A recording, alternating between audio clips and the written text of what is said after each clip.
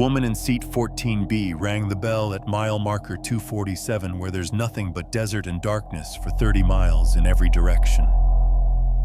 I've been driving the Greyhound route from Phoenix to Las Vegas for 11 years. I know every stop, every mile marker, every gas station and rest area along that stretch of I-93. Mile marker 247 isn't a stop. There's no town, no building, not even a road that branches off the highway. Just scrub brush and sand, and the kind of emptiness that makes you understand why people go crazy in the desert. But the bell rang. That distinctive ding that means someone wants off at the next stop.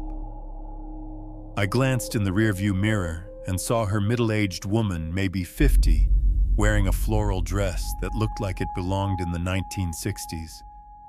She was staring out the window with an expression I couldn't quite read. Not fear, not excitement. Something else. Something like recognition. "Ma'am?" I called back through the intercom. "There's no stop here. Next station is Willow Creek, about 40 minutes. She didn't respond.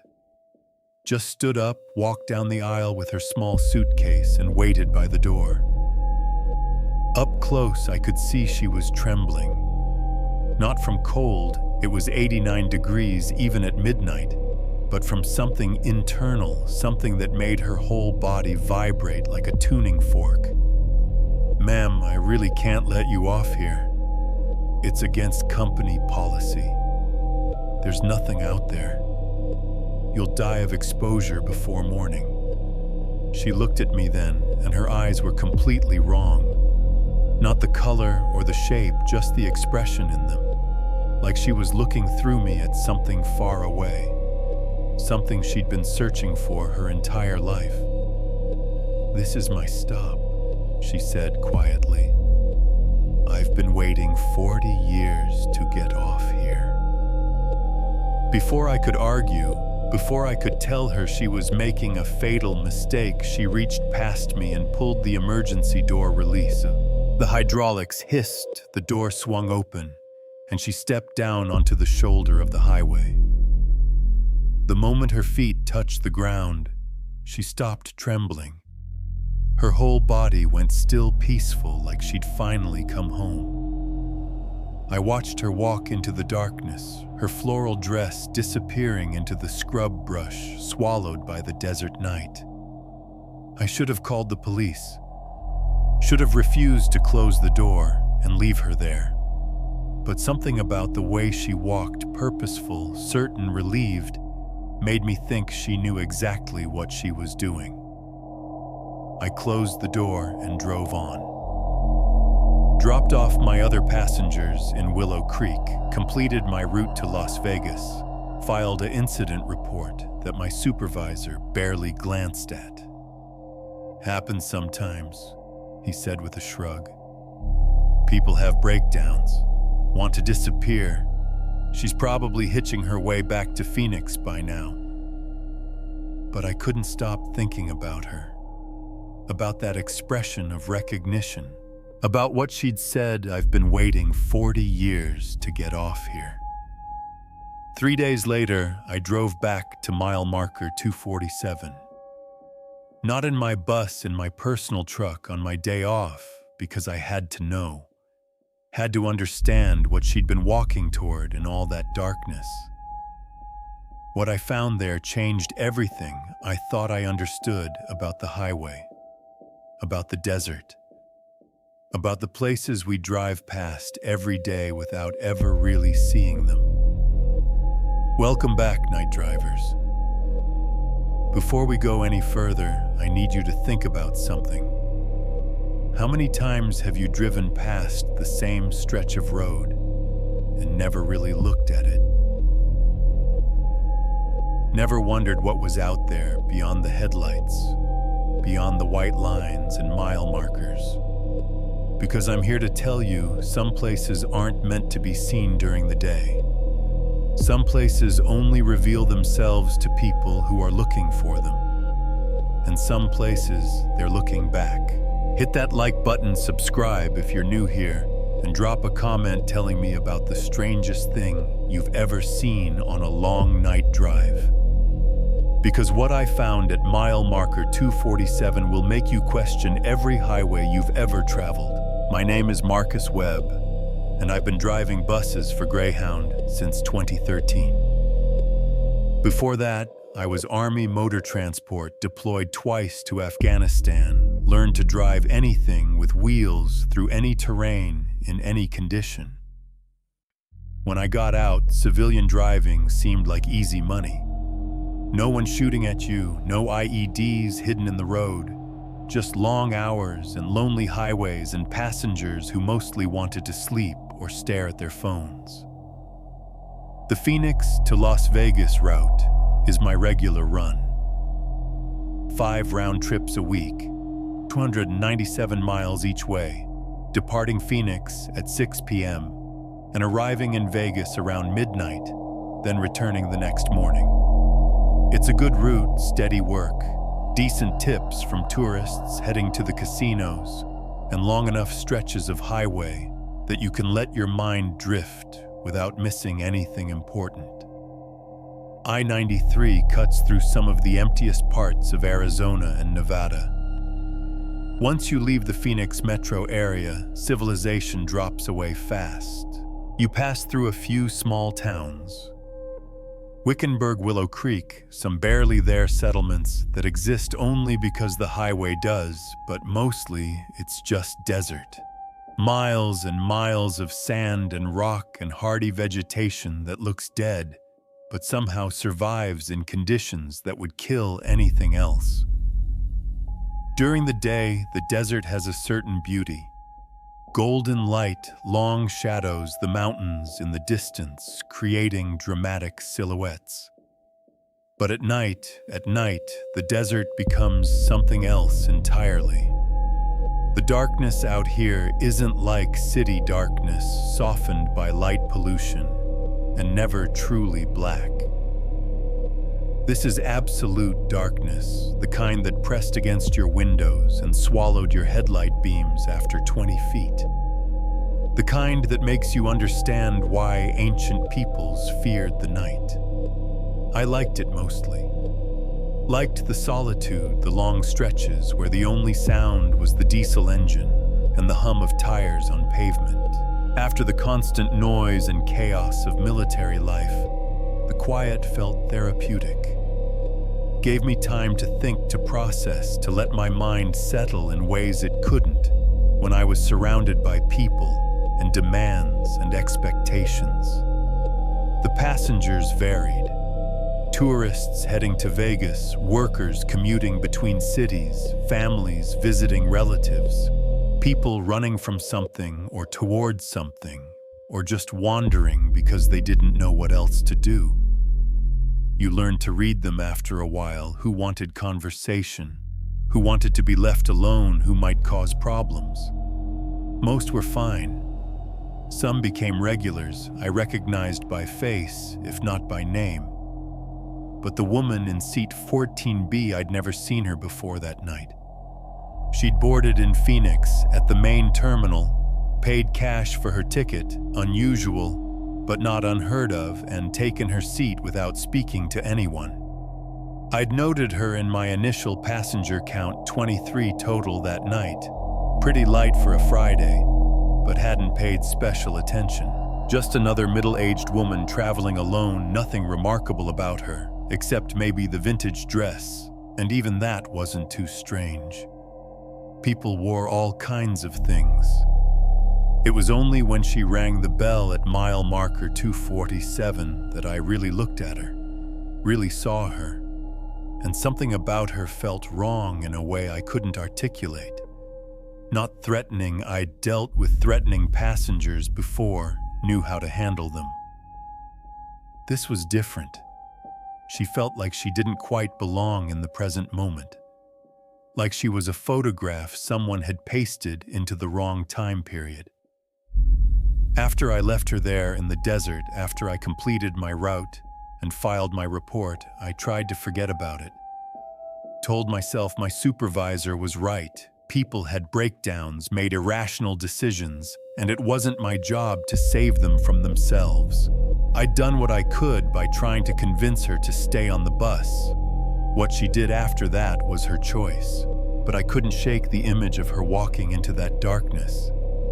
The certainty in her steps, the relief on her face, like she'd been carrying a terrible burden for decades and had finally found the place where she could set it down. So on my day off, 3 days after the incident, I drove my F-150 back to mile marker 247. Left early in the morning, wanting to see the area in daylight, wanting to understand what could possibly be out there that had drawn her so powerfully. The drive took about 2 hours from my apartment in Phoenix.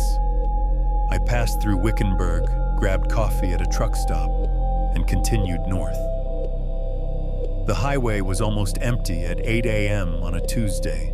A few semis, some passenger vehicles, nothing unusual. As I got closer to mile marker 247, I found myself slowing down, paying attention to details I'd driven past 1,000 times without noticing. Mile marker 245, nothing but desert. Mile marker 246, same. Mile marker 247. I pulled onto the shoulder exactly where I'd let her off, put my truck in park, and got out. The desert stretched in all directions, broken only by the highway cutting through it like a scar.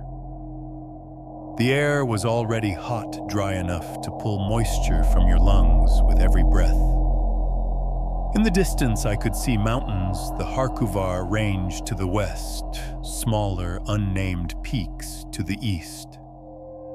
No buildings, no roads, no signs of human presence, except the highway itself and the tire tracks in the dirt shoulder where I'd stopped. But there was something. A path almost invisible unless you were looking for it. Not a road or even a trail, just a subtle flattening of the brush. A slight depression in the sand, like something had passed this way many times over many years, creating a track so faint it was barely distinguishable from the natural landscape. I followed it. I don't know why. Instinct, maybe. Or the same compulsion that had brought me back here in the first place. The path led away from the highway, at an angle winding between clumps of creosote bush and prickly pear cactus.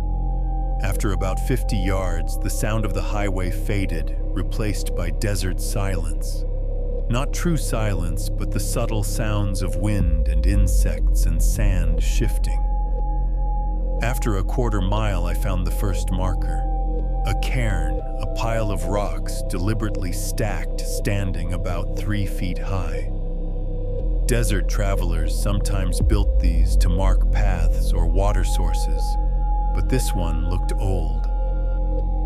The rocks were weathered, settled into each other, like they'd been there for decades. And someone had scratched something into the top rock, a symbol that looked like a circle with 3 lines radiating from its center. I took a photo with my phone and kept walking. Found another cairn after 100 yards, then another. They were leading somewhere, these markers, creating a path through the pathless desert.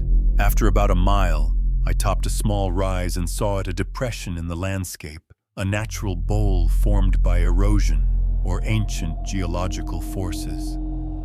And in the center of that bowl, partially buried in sand, were the remains of buildings. Not a town, exactly. Too small for that. Maybe a dozen structures, all in various states of decay. Some were just foundations and a few standing walls. Others were more intact roofs, collapsed, but walls still defining rooms and spaces. The construction was old adobe and wood, the style of building that hadn't been used in this area since the early 1900s, and the place was eerily preserved. Desert conditions can mummify things, keep them frozen in time by the dry air and lack of vegetation. These buildings looked like they'd been abandoned yesterday and 100 years ago simultaneously. I walked down into the depression. The temperature dropped noticeably, the bowl creating a microclimate trapping cooler air. My footsteps crunched on sand and broken glass, and things I didn't want to identify. The smell was strange, not rot exactly, because nothing rots properly in the desert. More like dust and age and something faintly chemical that I couldn't place. The largest building was still mostly intact, 4 walls, partial roof, a door hanging on rusted hinges. I pushed it open carefully, half expecting it to fall apart at my touch. It held. Inside the structure was dim, but illuminated enough by gaps in the roof to see clearly. The room had been a general store or trading post. Empty shelves lined the walls. A counter stood in one corner, its wood surface carved with initials and words worn smooth by time. And covering every available surface, the walls, the ceiling beams, the floor, were more of those symbols. Circles with 3 radiating lines painted, carved, scratched into every surface like desperate prayers or warnings. And in the center of the room, arranged in a perfect circle, were 13 suitcases. They looked new, contemporary. Different brands, different colors, but all relatively recent manufacture. I knelt beside the closest one, a blue rolling bag with a luggage tag still attached. The name on the tag, Patricia Morrison. Address in Phoenix. Date of birth, March 15th, 1955. I checked the next bag. Same format. Name, address, date of birth. I went through all 13. Different names, different addresses, all in Arizona. All women. All born between 1948 and 1963. And the last suitcase, small, floral patterned, exactly like the one the woman from my bus had been carrying, had a tag that read, Helen Corliss, Phoenix, AZ. Born April 3rd, 1954. I felt cold despite the heat. These weren't random travelers who'd passed through decades ago. These were recent. Some of the suitcases looked like they'd been placed here within the last few weeks. And Helen Corliss, the woman from my bus, her bag was here, which meant she'd made it to this place, had deliberately come here, had left her luggage in this circle with 12 others, and then... I pulled out my phone to call the police to report whatever this was, a crime scene, a cult site, evidence of something deeply wrong. But I had no signal. Not unusual this far from civilization, but frustrating. I'd have to drive back to the highway, maybe all the way to Wickenburg, to get enough bars to make the call. But before I left, I needed to check something. Because there were 13 suitcases, but the woman had said she'd been waiting 40 years. And if this place had been abandoned in the early 1900s, how had 13 women in the last few decades found their way here? I walked back outside and systematically checked every building. Most were empty, just shells slowly returning to dust. But the last one, a small structure that might have been a church or meeting hall, had something different. The door was newer than the building.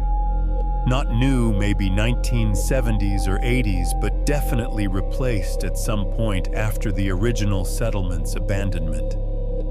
It was locked with a heavy padlock that looked recently oiled. Someone was maintaining this place. Someone was keeping this door secure. I should have left then. Should have gone to get help, let the authorities handle whatever this was. But I'd brought tools, bolt cutters in my truck for emergency roadside repairs. It was a 15-minute walk back, but I made it in 10, adrenaline pushing me faster. When I cut the padlock and opened that door, I found out why Helen Corliss had been waiting 40 years to get off at mile marker 247. The room behind the locked door was a perfect cube approximately 10 feet on each side. The walls were newer than the building's exterior cinder blocks painted white, installed sometime in the last few decades. The ceiling was corrugated metal, and the floor was concrete with a drain in the center. But what caught my attention immediately were the photographs. Hundreds of them covering every inch of wall space. Black and white color Polaroids, professional prints, all showing women. Young women, middle-aged women, elderly women. Different faces, different eras, judging by clothing and hairstyles, but all sharing something in common. They were all posed in front of this exact building, standing in front of this exact door, smiling with expressions that looked simultaneously joyful and relieved. And in the corner of each photograph, written in neat script, a date and a name. March 15th, 1923, Dorothy Hewitt. August 3, 1931, Margaret Sullivan. December 7th, 1944, Catherine Price. The dates went on. Roughly one per year, sometimes two, spanning from 1923 to just 3 days ago, November 18th, 2024. Helen Corliss. Helen's photograph was still slightly wet, recently developed.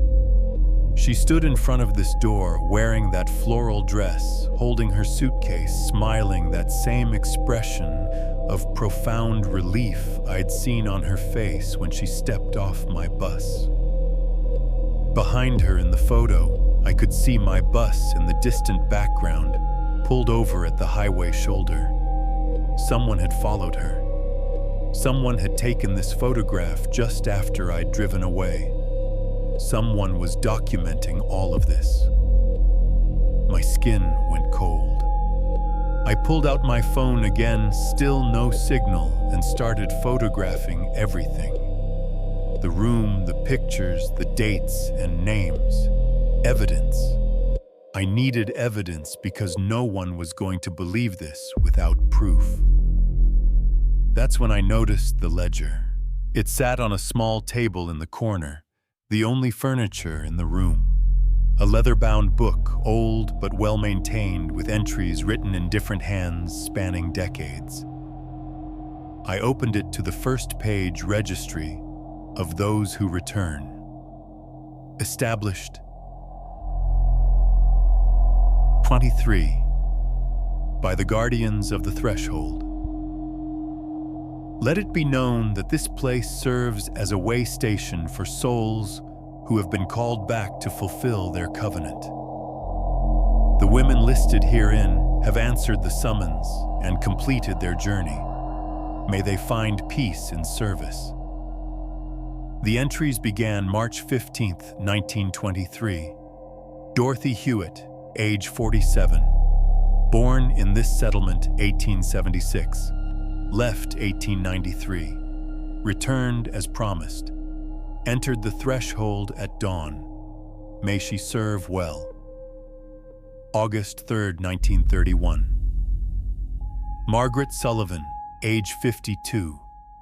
Born here 1879.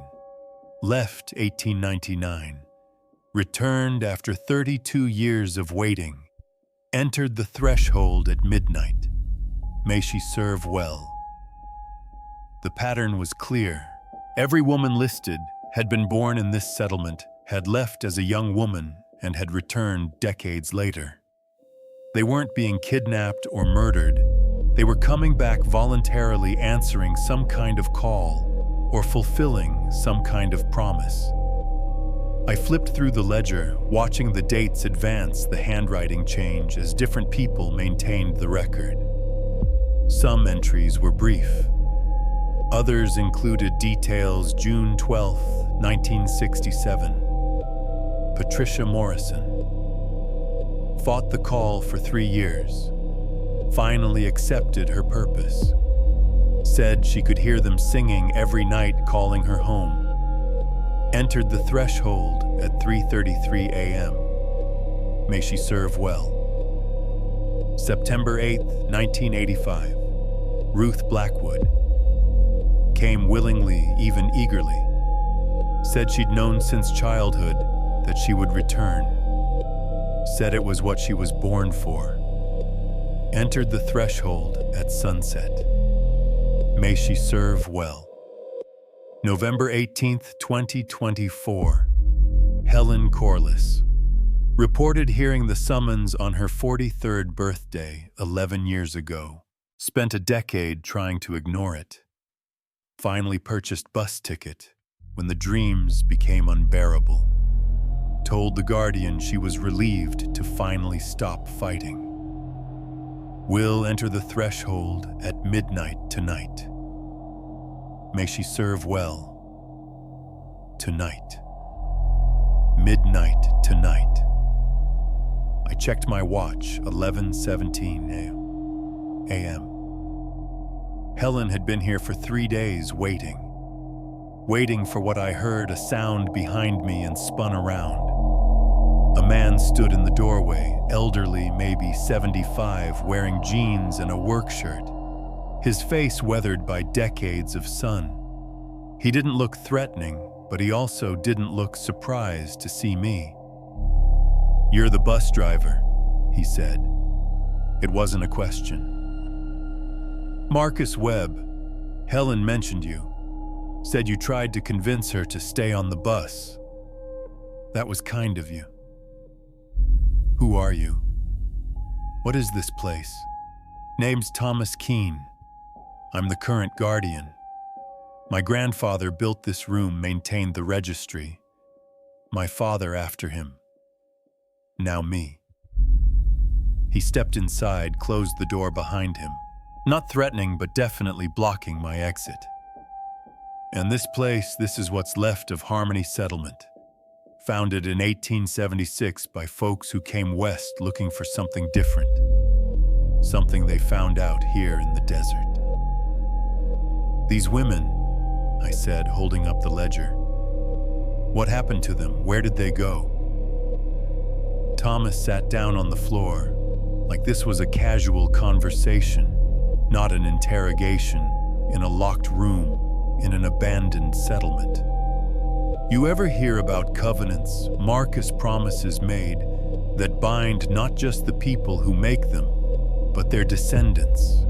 The founders of Harmony Settlement made a covenant with something that lives in the desert, something old, something that was here long before humans walked this land." "That's insane. Is it?" Thomas looked at me with surprisingly kind eyes. "You drove that woman out here. You saw the look on her face. That look like she was finally going home. You think that was insanity, or did it look like relief? What kind of covenant? Protection? The desert is harsh, unforgiving. The settlers who came here, they were fleeing something back east. Religious persecution, probably, though the records aren't clear. They needed safety, needed a place where no one would find them. And they found something out here that could offer that. Something that could hide them, protect them, make this settlement invisible to anyone who wasn't meant to find it. In exchange for what?" Thomas was quiet for a moment. "One daughter per generation, from each founding family, to be given back to the desert when she reached middle age, to serve as, well, the old text calls them anchors. Consciousness bound to this place, helping maintain the barrier between the desert's true nature and the world humans perceive." "You're telling me you sacrifice women to some kind of desert god?" "Oh, no, God, no." Thomas looked genuinely horrified. "It's not sacrifice. It's service. And it's voluntary. Every woman who returns, they're called. summoned by the covenant their ancestors made. They hear it in their dreams, feel it in their bones, know in their souls that they have a purpose here.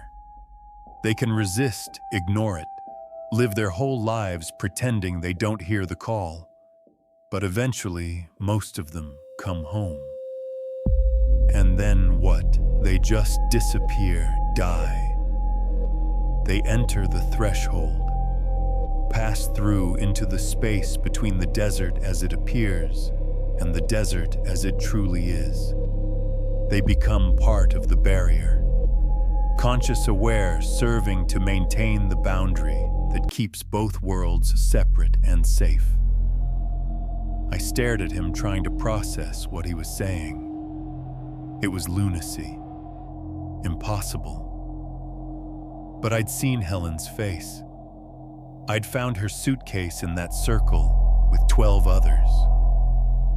I was standing in a room filled with photographs of women spanning a century, all wearing that same expression of peace and purpose. "Where is she?" I asked. "She? Where's Helen?" "Waiting in the main building, preparing. The threshold only opens at specific times: midnight, dawn, dusk. 3:33 a.m. She chose midnight tonight. Said she wanted to see one last sunset before she crossed over. I need to see her, talk to her. She doesn't want to be convinced otherwise, Marcus. She's made her choice. I don't care what she wants. I need to understand this. I need to know she's doing this willingly, not being coerced or drugged or manipulated." Thomas studied me for a long moment, then nodded. "All right.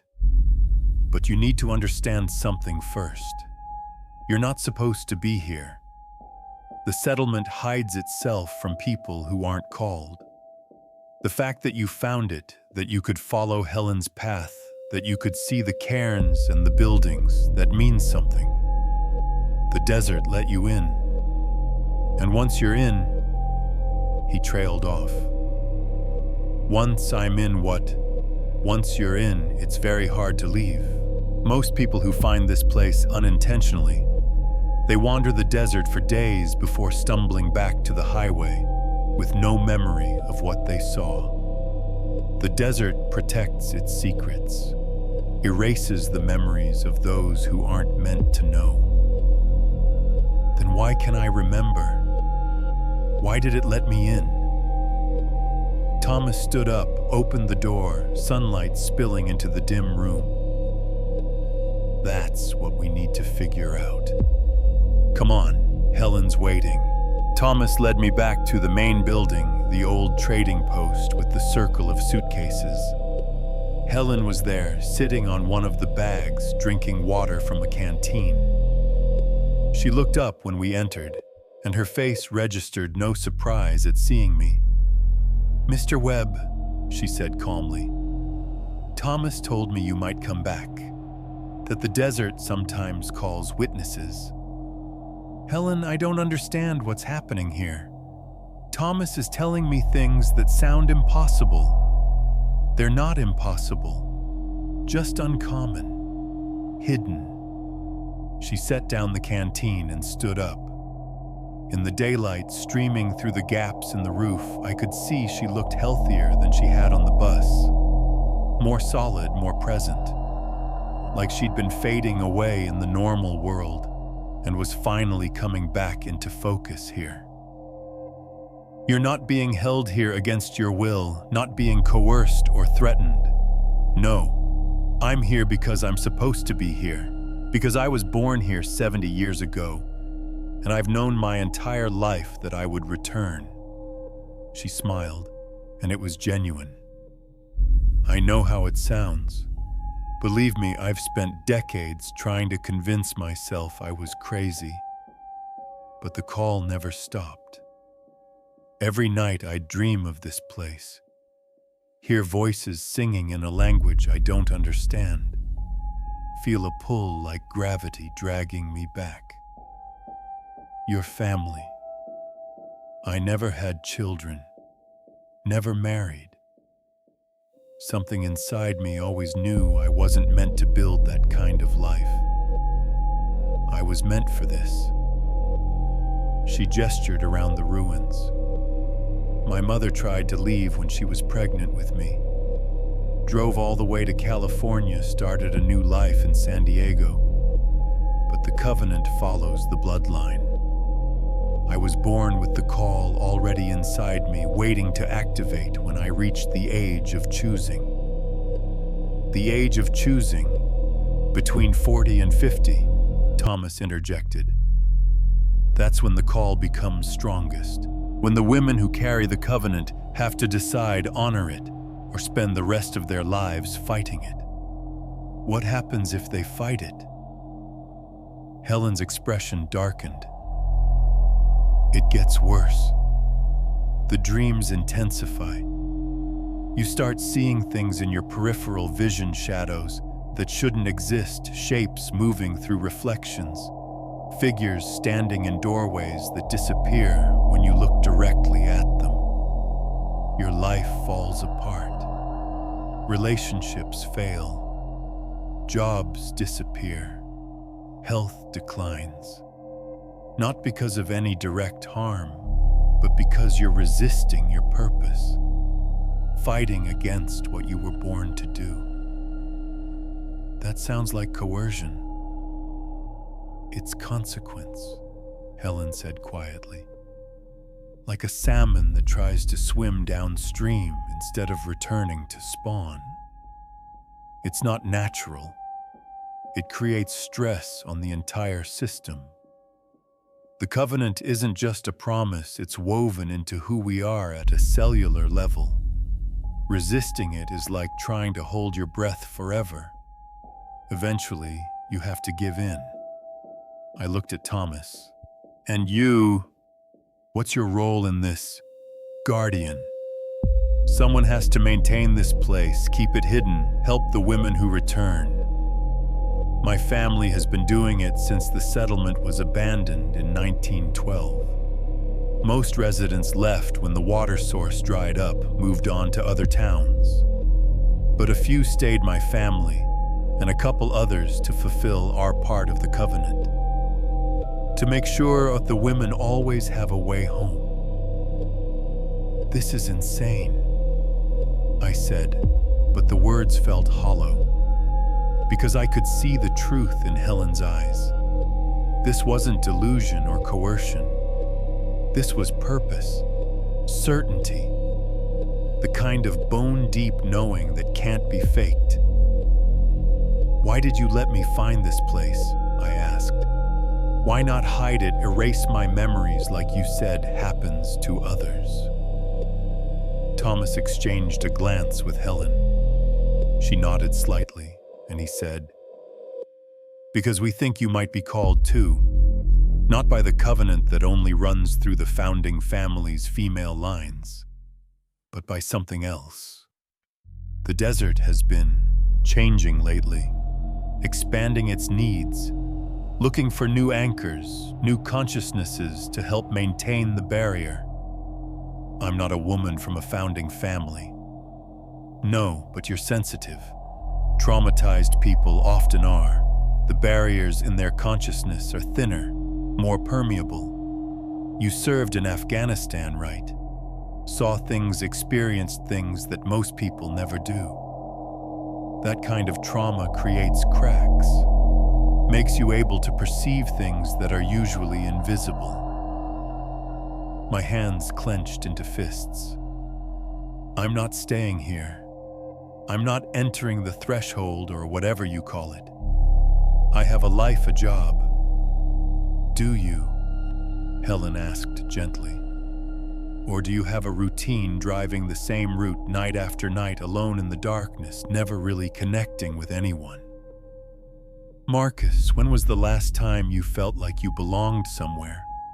When was the last time you weren't just going through the motions? The words hit harder than they should have. Because she was right. Since leaving the army, since my divorce 2 years ago, since moving to Phoenix, and taking the Greyhound job, I'd been existing, not living. going through the motions, feeling like I was waiting for something without knowing what. The desert recognizes its own, Thomas said. People who are lost, searching incomplete, and it offers them purpose, service, a way to belong. By trapping them here forever, not trapped, serving. There's a difference. He walked to the far wall and pulled back a tarp I hadn't noticed before, revealing a doorway. Not a regular doorway, this one seemed to shimmer slightly, the air around it distorted like heat waves. This is the threshold, the passage between worlds. On the other side is the desert, as it truly exists, not dead rock and sand, but alive, conscious, vast beyond comprehension. The anchors serve there, maintaining the barrier that keeps that consciousness from overwhelming the human world. "Let me show you something," Helen said. She walked to one of the suitcases, not hers, one of the older ones, and opened it. Inside were personal effects, photos, letters, a diary. She handed me the diary. This belonged to Dorothy Hewitt, the first woman to return after the covenant was established. Read the last entry. I opened to the final page, dated March 15th, 1923. Tomorrow I enter the threshold. I'm not afraid. I've been hearing Mother's voice for 3 years now, calling to me from beyond. At first I thought I was going mad, but then I realized she's not calling from death.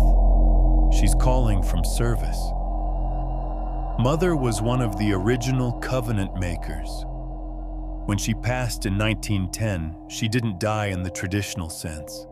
She entered the threshold, became one of the anchors. And now she's asking me to join her, to continue our family's purpose. I've lived a full life. Married, had children, saw the world beyond this settlement.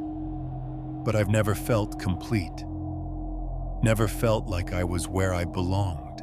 And now I understand why. I was always meant to return, to serve, to become part of something greater than myself. To anyone who reads this, don't mourn me. Don't think of this as death. Think of it as transformation, as finally coming home. The handwriting was steady, clear, not the writing of someone delusional or coerced. This was someone who'd found their purpose and was walking toward it with open eyes. There are 12 more diaries, Helen said. 12 more stories like Dorothy's. Women who returned, who chose service, who found peace in fulfilling the covenant. And if I wanted to leave right now, would you stop me? No, Thomas said immediately.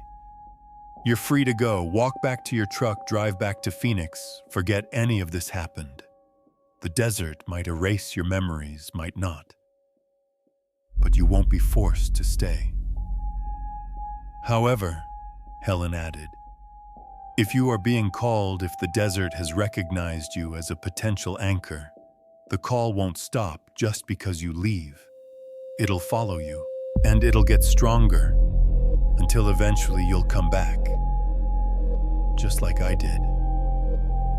I looked at the threshold, the shimmering doorway, the promise of purpose and belonging, and finally being part of something meaningful.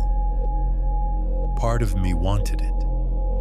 Wanted to stop driving endless routes to nowhere. Wanted to stop feeling like I was waiting for a life that would never start. But another part of me was terrified. Because once you step through a door like that, you can't come back. Can't change your mind. Can't return to the normal world, even if you wanted to. I need time, I said. I need to think about this. You have until midnight, Thomas said. That's when Helen crosses over. If you're meant to join her, the threshold will still be open. If not, it'll close until the next woman returns, probably not for another year. And if I'm not meant to cross over, if I'm not being called, then the threshold won't let you through. It only accepts those who belong on the other side. Helen walked over to me and put her hand on my shoulder. Marcus, I know this is overwhelming. Trust me, I've had 11 years to process it, and I'm still not sure I fully understand. But I know this, I'm going through that doorway tonight. And when I do, I'll finally be complete. Finally be home. If you're meant to join me, you'll know. The desert will make it clear. How? You'll hear it, feel it, the call. It's like nothing else in the world. Like being summoned by something that knows you better than you know yourself. They left me alone, then giving me space to think. I spent the next several hours exploring the settlement, reading the diaries, looking at the photographs. Every woman's story was different, but they all shared the same core, a feeling of being incomplete in the normal world, of waiting for something, of finally finding purpose in service to something greater than themselves. I called Rita, my supervisor, from the highway, where my phone finally had signal. Told her I needed a few days off, personal emergency. She grumbled but approved it. I called my ex-wife next, don't know why. She didn't answer. Left a voicemail that probably sounded crazy. Hey, it's Marcus. I know we haven't talked in a year, but I wanted to ask you something. When we were married, did you ever feel like I was really there? Like I was present, committed, building a life with you? Or did it feel like I was always somewhere else, waiting for something to call me away? She texted back 2 hours later. You were always waiting. I just never knew what for. As sunset approached, I walked back to the settlement. Thomas had built a small firewood that he must have brought in since nothing in this desert would burn easily. Helen sat beside it, staring into the flames, peaceful. 3 hours, she said when I sat down. 3 hours until I finally get to go home. Are you scared? Terrified, but also more certain than I've ever been about anything. And she looked at me. Are you staying? I don't know. I want to understand first. What's really on the other side of that threshold? What will you become? Thomas answered. An anchor. A consciousness that exists in the liminal space between the desert's true form and the illusion we perceive.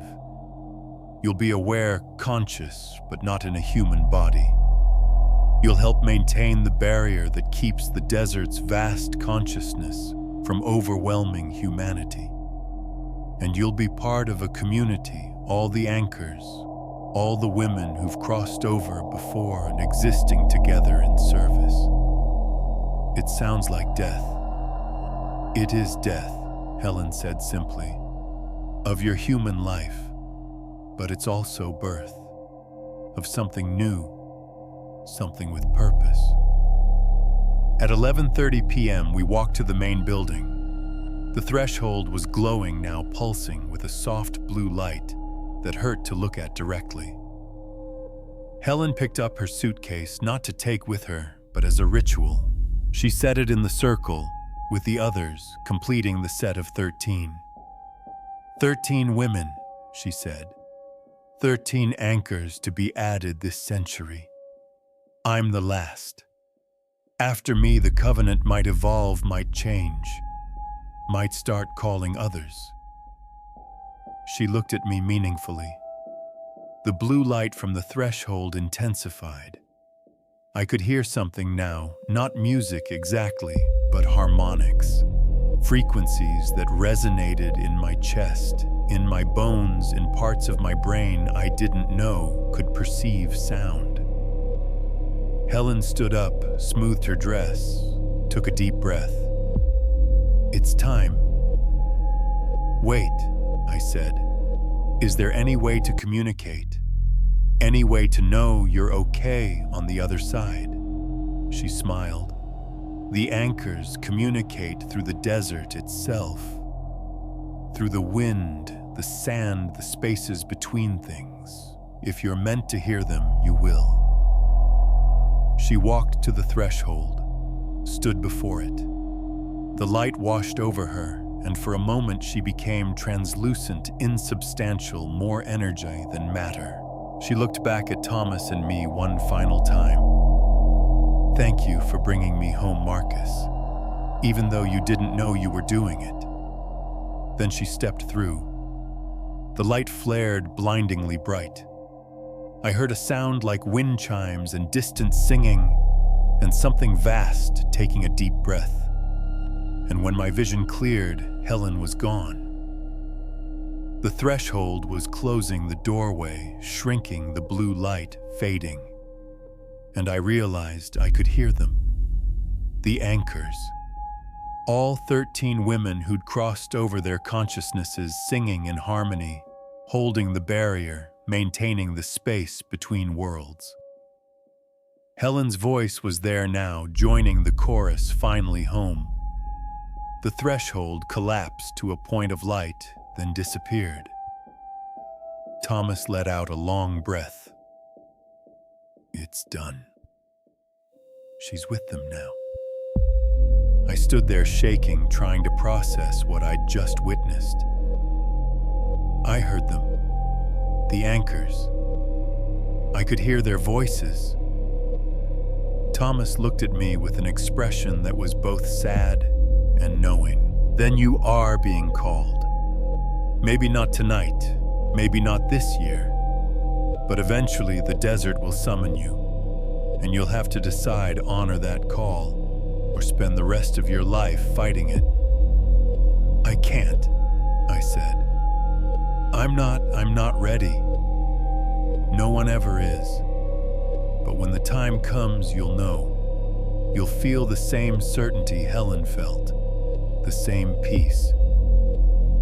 He walked with me back to my truck. The settlement was already fading, becoming less substantial, harder to see clearly. By the time I reached the highway, I could barely make out the buildings in the darkness behind me. "Will I be able to find it again?" I asked. "If you're meant to, the desert will let you in when it's time." I drove back to Phoenix in a daze. The next day, I filed a missing person report for Helen Corliss, giving her last known location as mile marker 247. The police investigated, found nothing. Case was closed after a month, presumed dead from exposure, body probably scattered by animals. But I knew the truth. Helen wasn't dead. She was serving, transformed, home. For 3 months, I tried to go back to normal life. Kept driving my route Phoenix to Vegas and back like nothing had changed. But everything had changed. I could hear them now, the anchors singing in frequencies that no one else could perceive, especially at mile marker 247, where the barrier was thinnest. Every time I drove past, the chorus would swell, Helen's voice clear among them, welcoming, calling. I started having the dreams. Just like Helen described, visions of the settlement of the desert, in its true form, vast and conscious and alive. I'd wake up with sand in my bed, despite never going near a beach. I'd find cairns appearing in impossible places, one on my apartment balcony, another in the employee break room at the Greyhound terminal. Markers showing me the way home. My life began unraveling. Not dramatically, but steadily. Small things at first. I'd missed turns I'd driven thousands of times, space out during conversations, forget important meetings. My supervisor put me on probation. My therapist increased my medication, worried I was having another breakdown. But this wasn't like before. This wasn't paranoia or anxiety. This was purpose calling to me through every molecule of desert air, every grain of sand that worked its way into my shoes, every sunset that painted the sky the exact colors I'd seen in the threshold's light. I went back to mile marker 247 on my day off. Found the path easily this time, the cairns brighter, more distinct, like they'd been freshly built. The settlement was clearer too, more solid, as if it was manifesting more fully for me, welcoming me. Thomas was there, older looking than he'd been 3 months ago. The work of maintaining the settlement was taking its toll. "You're being called," he said when he saw me. Not a question, a statement of fact. I can hear them, constantly, Helen and the others. They're singing and I struggled to find words. It's beautiful, but it's also maddening. I can't focus on anything else. Can't think about anything except coming back here. That's how it starts. The call intensifying until you can't ignore it anymore. Thomas sat down on the steps of the main building. "You have a choice, Marcus. You can keep fighting it, keep trying to live a normal life while this call tears you apart. Or you can accept it, enter the threshold, join the anchors in their service. There has to be another option. There isn't. Not for people like you. Not for people the desert has chosen." He pulled out the ledger, the registry I'd seen months ago. "I've been keeping records. You're not the first man to be called. There have been 3 others over the years. 2 of them fought it until they died, one from a car accident, one from a heart attack. The 3rd accepted it, entered the threshold in 1967. And according to the anchor's communications, he's still there, still serving, still part of the barrier." "How do the anchors communicate?" "Through me mostly. I'm the guardian. I have a connection to them. They speak through the wind, through patterns in the sand, through dreams. And they've been asking about you, wanting to know if you'll join them. They say the barrier is weakening. They need more anchors. The desert's consciousness is growing stronger, pressing harder against the boundary, and 13 women aren't enough anymore. So I'm what a backup, a replacement. You're a reinforcement, a new type of anchor. The covenant was made with women because the founders were all women fleeing religious communities that had oppressed them. But the desert doesn't actually care about gender. It cares about consciousness, about souls willing to serve." I walked to the threshold's location. The doorway was invisible, now closed, but I could feel where it had been. A cold spot in the air, a place where reality was thinner. "When does it open again?" "Midnight tonight. It opens every night at midnight for an hour in case someone arrives unexpectedly, in case someone is ready to cross over. 6 hours. I had 6 hours to decide if I was going to give up my human existence and become something else. Something with purpose but without form. Something that would serve the barrier forever, or at least until the desert released me, which according to Thomas, had never happened to any anchor in the 100 years since the covenant was established. I spent those 6 hours exploring the settlement, reading the remaining diaries, looking at the photographs of women who'd made this choice before me, and thinking about my life, what I was leaving behind versus what I was being offered. What was I leaving behind? A job I didn't care about. An apartment that was just a place to sleep. No family. My parents were dead. My brother and I hadn't spoken in years. No relationship. My marriage had failed. because I'd never been fully present, always waiting for something I couldn't name. No real friends, just co-workers and acquaintances I kept at arm's length. I was already gone, really. Already living like a ghost, passing through life without touching it or being touched by it. The only time I felt anything approaching peace was during those long midnight drives through the desert, alone in the darkness, surrounded by emptiness that felt more like home than any place with walls and people ever had. Maybe I'd been waiting my whole life for this. Maybe the desert had been calling me long before I found Helen at mile marker 247. Maybe that's why I'd survived Afghanistan when others hadn't, because I was meant for this. Meant to serve as an anchor in the space between worlds. At 11:45 p.m., I made my decision. I wrote letters to my ex-wife, to my supervisor, to my brother, not explaining where I was going or why, because they wouldn't understand.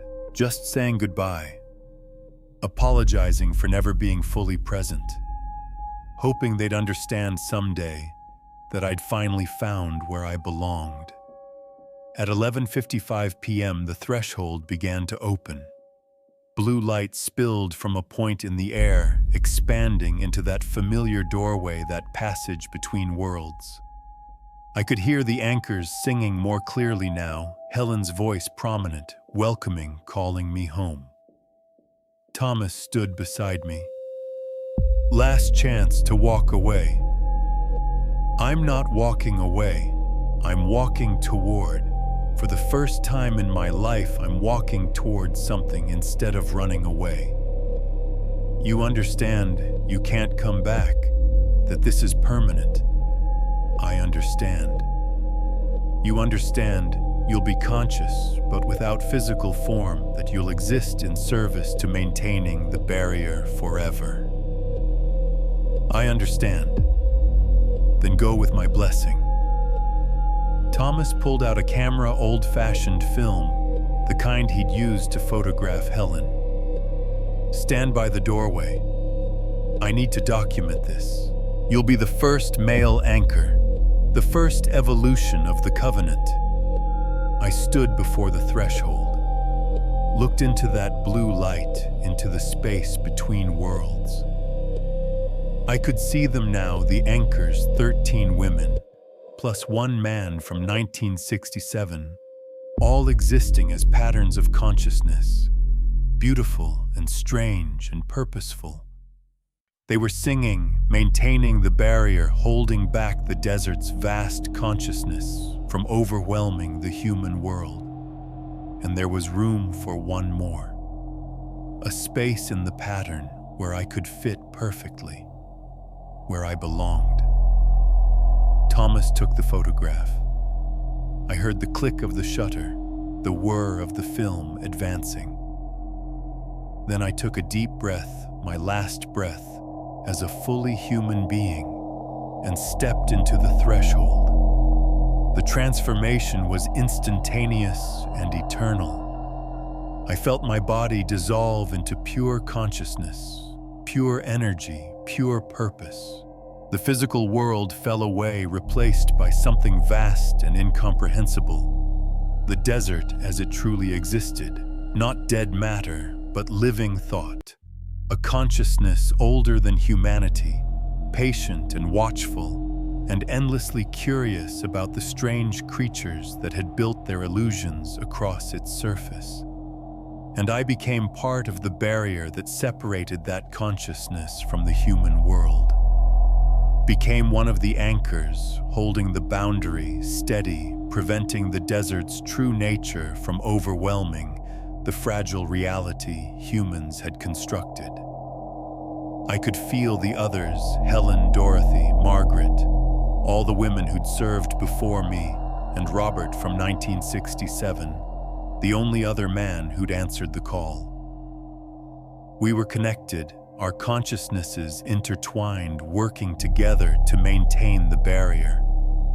And it was beautiful, terrifying and beautiful and right In a way, nothing in my human life had ever been right. This was what I'd been waiting for. This was where I belonged. Through the barrier, I could still perceive the human world. Could see Thomas standing by the threshold, watching as I crossed over. Could see my truck parked near the highway.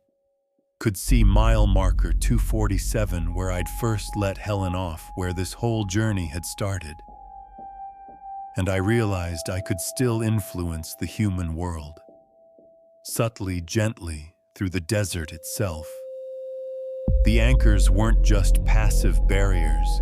They were active participants in maintaining the balance between worlds. This was my purpose. This was my service. This was finally, truly, completely home. The police found my truck 3 days later, parked near mile marker 247. The door was unlocked, my wallet and phone inside, no signs of struggle or violence. Search teams combed the desert for a week, finding nothing. I was declared missing, then presumed dead from exposure. My supervisor told reporters I'd been troubled lately, distracted, possibly suicidal. My ex-wife said I'd been searching for something a whole life, never satisfied, never settling. My therapist, bound by confidentiality, but speaking in generalities, suggested I might have experienced a psychiatric episode and wandered into the desert in a state of confusion. They were all wrong and all right. I hadn't wandered. I hadn't been confused. I had walked with open eyes into exactly where I was meant to be. Thomas maintained the registry, adding my entry, December 3rd, 2024. Marcus Webb, age 39. First male anchor in 57 years. Former soldier, bus driver, lost soul who finally found his purpose. Entered the threshold at midnight. First of what may be a new generation of anchors as the desert's needs evolve. May he serve well. He photographed my picture and hung it with the others. Packed up my letters and personal effects, mailed them to the appropriate people with no return address. Then he went back to his work, maintaining the settlement, waiting for the next person to be called. Because the desert's needs were evolving. The barrier required more anchors, now more consciousness, to hold it steady as human civilization expanded and the desert's true nature pressed harder against the illusion. In the next decade, Thomas would guide 17 more people to the threshold. 11 women and 6 men, all answering the call, all finding their purpose in service. The Greyhound route from Phoenix to Las Vegas continued without me. A new driver took over the overnight shift, a woman named Sarah, who drove past mile marker 247 5 nights a week without ever noticing anything unusual. The settlement remained hidden, protected, waiting for those who were meant to find it. And I remained at my post. An anchor in the space between worlds, helping maintain the barrier part of a growing community of consciousness that served the desert's ancient purpose. But I could still reach out, could still influence the physical world in small ways, could guide the next people who were called, help them find the path, make their journey easier than mine had been. I'm writing this from the threshold. Not physically, I don't have hands anymore, don't have a body that can hold a pen. But consciousness can manipulate electromagnetic fields, can influence devices, can make words appear on screens if you know how. This account will post itself to Reddit, to bus driver forums, to late-night discussion boards, where people share strange experiences from the road. Some will dismiss it as creative fiction. Others will recognize it as truth. And a very few, will feel something stir in their chests as they read. will sense the call beginning, will understand that they too are meant for something more than the lives they're living. If you're reading this and feeling that stirring, that recognition, that sense of purpose calling to you from the empty places, don't fight it. Don't spend decades like Helen did, resisting what you know in your soul to be true. The desert is calling. It needs more anchors. The barrier is weakening as human consciousness expands and the illusion becomes harder to maintain. We need you. I need you. Come find us at mile marker 247. Follow the cairns. Let the settlement reveal itself to you. And when you stand before the threshold at midnight, when you see that blue light and hear the anchors singing, when you feel the pull of purpose stronger than anything you've ever experienced, step through. Join us. Become what you were always meant to be. Because here's the secret they don't tell you in the diaries, the thing Thomas never fully explained. The anchors aren't just maintaining a barrier. We're building something new, a bridge between human consciousness and the desert's vast awareness. A collaboration between species, between types of existence, between the small, fragile illusions humans construct, and the eternal truth of the desert itself. We're not sacrifices, we're pioneers. The first generation of a new form of life that exists in the space between matter and energy, between the physical and the transcendent. And we're just getting started. Last month, the threshold opened for the 100th time since I crossed over. This time, 3 people stood before it, 2 women and 1 man, all called all ready. They stepped through together, hand in hand, and the anchor network grew stronger, more capable, more able to hold the balance as the desert's consciousness presses against the human world. Next month, there will be more. The call is spreading, reaching farther, touching people who've never even been to the desert, but who carry that same hollowness, that same waiting, that same desperate need for purpose. You might be one of them. You might be reading this right now and feeling it, that stirring, that recognition, that sense that I'm speaking directly to you. I am. The desert sees you, knows you, has been waiting for you your whole life. And when you're ready, when the normal world becomes too small to contain you anymore, when the waiting becomes unbearable, come to mile marker 247. We'll be here. The settlement will reveal itself.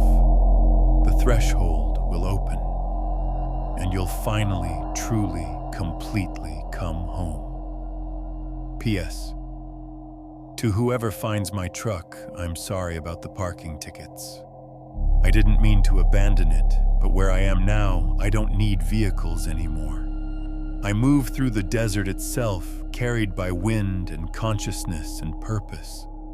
Sometimes on clear nights, if you drive past mile marker 247 with your windows down, you can hear us singing all the anchors, all the conscious souls maintaining the barrier, holding the balance, serving something greater than ourselves. Listen carefully. You might hear your name being called. And when you do, you'll understand this isn't the end of the story. It's the beginning. This account was posted anonymously to multiple forums on March 15, 2025. The username Harmony Anchor has been traced to an IP address that doesn't exist in any registry. Multiple readers have reported experiencing vivid dreams of a desert settlement after reading this post. 7 have confirmed finding their way to mile marker 247 on I-93. Though they describe the experience differently, one saw ruins, others saw nothing, and 3 have not returned home. The Greyhound Corporation confirms The driver, Marcus Webb, was reported missing in December 2024, but his case remains unsolved. His truck was found exactly where this account describes. If you or someone you know has information about Marcus Webb or the Harmony settlement, please do not contact authorities. They cannot help you. Instead, drive to mile marker 247 at midnight and wait.